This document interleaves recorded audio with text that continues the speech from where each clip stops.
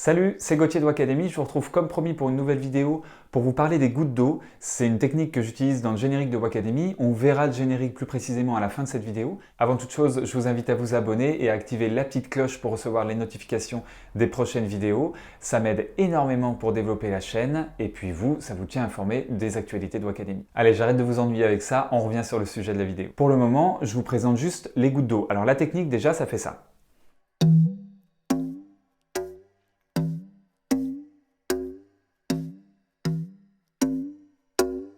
Pour la petite histoire, cette technique-là, je l'ai trouvée quand j'étais en Australie. En 2008, j'étais au milieu du bush dans un centre qui s'occupait des bébés kangourous. J'avais passé 15 jours là-bas à filer un coup de main en woofing. Et du coup, j'étais dans le shed, mon petit garage qui était un peu la chambre de du bénévole qui était là sur le moment. Et j'ai essayé ça, je me suis dit, tiens, mais si je faisais des survibrations et si je me retirais ensuite, je vais vous expliquer après plus précisément, qu'est-ce que ça donnerait. Et j'ai trouvé ce son-là. Donc je l'ai appelé le son goutte d'eau, ou ça peut être survibration ouverte, peu importe le nom. L'idée en fait c'est de faire résonner la survibration et de se retirer ensuite. En tout cas, quand j'ai trouvé ce son-là, je peux vous dire que j'étais extrêmement heureux parce que c'était quelque chose de complètement nouveau et qui se faisait pas du tout à l'époque. En parallèle, il y a aussi Dubravko Lapen qui avait développé sa propre technique qui n'est pas tout à fait la même, mais qui s'en rapproche. En tout cas, l'idée c'est de laisser résonner l'attaque. Et puis, moi en rentrant d'Australie, je l'ai montré à Zalem qui l'a aussi développé à sa manière. Et maintenant, cette technique de jouer un peu à l'extérieur du didgeridoo, vous pouvez l'entendre régulièrement sur internet. Bref, ça c'était le petit historique. Maintenant, comment est-ce que vous pouvez jouer cette technique-là? L'idée, c'est de partir de la survibration.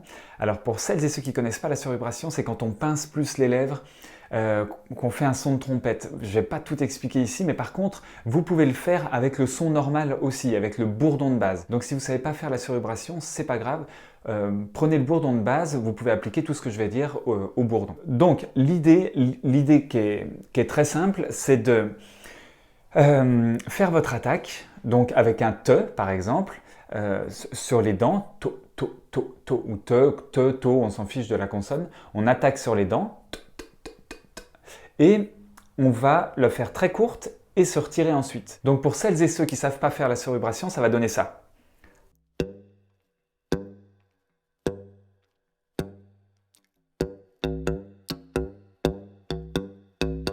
Là, on est plus proche de la technique de Dubravko, où on se base vraiment sur le bourdon. C'est comme si je faisais un to comme ça, joue dégonflé, bien pincé, en attaquant avec la langue, et sauf qu'au lieu de le laisser résonner dans le didgeridoo, bah, je me retire.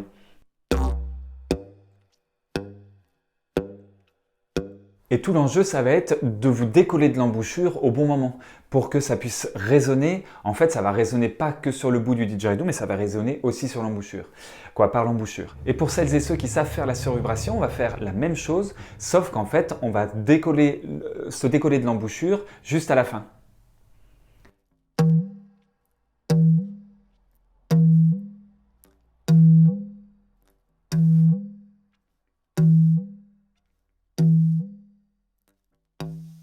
Plus vous allez faire votre survibration fine, donc pas trop comme ça. Si vous la faites forte comme ça va pas trop résonner parce qu'en fait vous avez déjà beaucoup d'informations alors que la résonance elle est vraiment toute petite. Là vous l'entendez bien parce qu'elle est enregistrée au micro et elle est bien mixée, elle a un bon volume sonore, mais sans micro, sans amplification, c'est tout petit tout petit. Et donc l'idée c'est pas forcément de faire une survibration très courte, vous pouvez faire une survibration qui est un peu longue, et puis vous décollez. Alors vous pouvez vous décoller soit complètement. Je suis désolé, la caméra elle est là, je n'ai pas de caméra ici pour vous montrer de profil, mais en gros, soit vous vous décollez complètement comme ça, soit sinon vous vous décollez juste comme ça. Vous soulevez juste le haut, vous gardez un appui sur le bas et vous décollez juste au-dessus. Les deux fonctionnent. Moi j'ai l'habitude de décoller juste le haut pour garder un appui pour mieux revenir, mais ça c'est après libre à chacune et à chacun de faire. Et ensuite il ne vous reste plus qu'à faire en première survibration, deuxième survibration, troisième survibration, en sachant que chaque survibration on pince un peu plus les lèvres globalement, et donc on arrive à des survibrations plus aiguës, donc des sons plus aigus.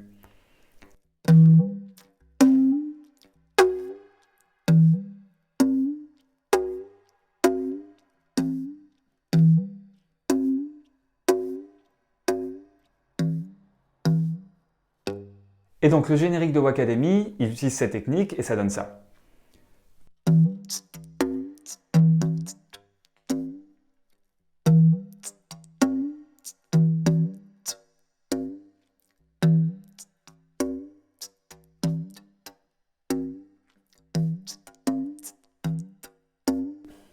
Globalement, c'est ça. Je rajoute des petites qui sont des techniques utilisées plus dans le beatbox pour rajouter un peu plus de percussion, d'effets dans l'intro. Mais en fait, peu importe ce que vous allez jouer, vous pouvez vous amuser vraiment avec.